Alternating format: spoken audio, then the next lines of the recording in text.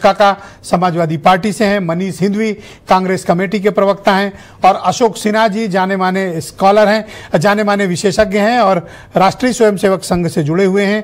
आसिम वकार सिन्हा साहब के खासे अच्छे दोस्त, एमआईएम के राष्ट्रीय प्रवक्ता हमारे साथ इस कार्यक्रम में हैं और वीरेंद्र सिंह जी हमारे स्टेट हेड। चूंकि आरोप आज मुख्यमंत्री ने लगाया है तो शुरुआत आज अपोजिशन के दोनों प्रवक्ताओं से करते हैं।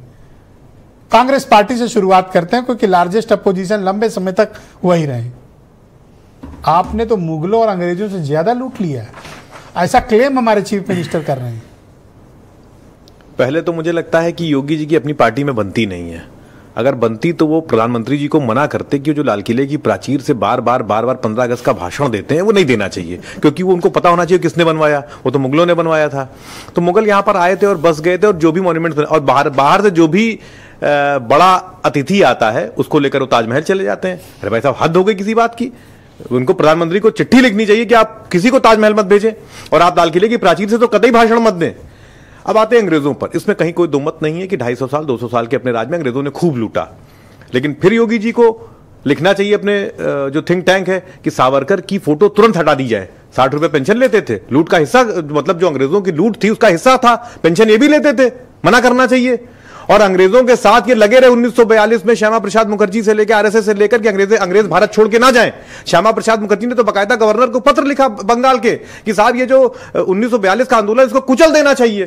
तो अगर वो लुटेरे थे तो इनके जो पूर्वज थे उनको क्यों अंग्रेजों के साथ लगे हुए थे कि साहब इस आंदोलन को खत्म कर दिया जाए। अब आते हैं आज की स्थिति पर। इनकी बात, इनके साथ एक दिक्कत है, ये 8 साल से सत्ता में है, दूसरा टर्म हो गया, लेकिन ये भूल जाते हैं बीच बीच में कि मैं मुख्यमंत्री हूं। ये ओन नहीं कर पाते। अरे साहब, 8 साल से आप सत्ता में हैं, अपनी सत्ता के बताओ, एक व्हाइट पेपर लेकर आओ, बताओ आपने 8 साल में क्या किया। लेकिन आप जैसे ही इनसे पूछेंगे कि साहब वो महंगाई, कहेंगे मुगल। आप कहेंगे बेरोजगारी, कहेंगे अंग्रेज। आप कहेंगे कि वो औरतों पर अत्याचार हो रहा है, कहेंगे नेहरू। उसका जैसे जैसे आप बढ़ते जाएंगे नेहरू और से लेकर राहुल गांधी तक चले आएंगे। आप ओन कब करेंगे। तीसरी बात, मैं एक लिस्ट कुछ लोगों के नाम पढ़ रहा हूं और उस पर दरियाफ्त करिए।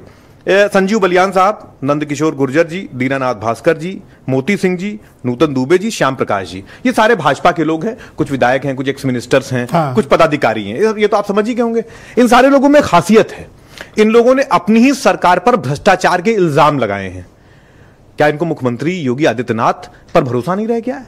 ये क्यों अपनी सरकार पर इल्जाम लगा रहे हैं? इसका मतलब कहीं ना कहीं आकंठ भ्रष्टाचार में सरकार डूबी हुई है और योगी जी अपनी सरकार की तरफ पीछे ना देखकर इल्जाम पे इल्जाम लगाए जा रहे हैं। क्यों? क्योंकि वो बचना चाह रहे हैं। अगर आपकी पार्टी ने लूटपाट नहीं की होती, मैं अपनी बात पूरी करूं, देश की अर्थव्यवस्था में नंबर 1 होता, ऐसा योगी जी कह रहे हैं। योगी जी की गणित थोड़ी कमजोर है। वो समझ नहीं पाते हैं कि जब 2014 में इस देश को हमने सरकार हैंडओवर करी थी, मतलब जब हम सरकार से हटे थे और ये आए थे, हमने 2.1 ट्रिलियन की इकोनॉमी इनको दी थी, 2.1 ट्रिलियन की। ये 11 साल में दुगनी तो कर ना पाए इनके मोदी जी। और उत्तर प्रदेश की हालत ये है कि साहब ये 1 ट्रिलियन चिल्लाया करते हैं, कोई रोड मैप इनके पास है नहीं।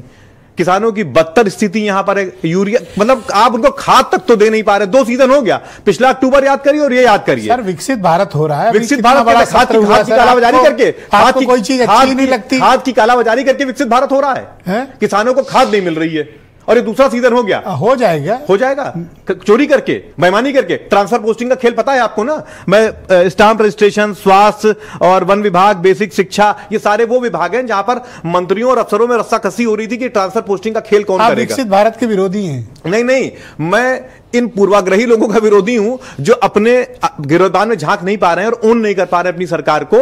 और ये निहायत झूठे और जुमलेबाज लोग हैं, इनको काम कोई नहीं करना है। मनोज काका, समाजवादी पार्टी के प्रवक्ता। मनोज जी, आपका स्वागत है।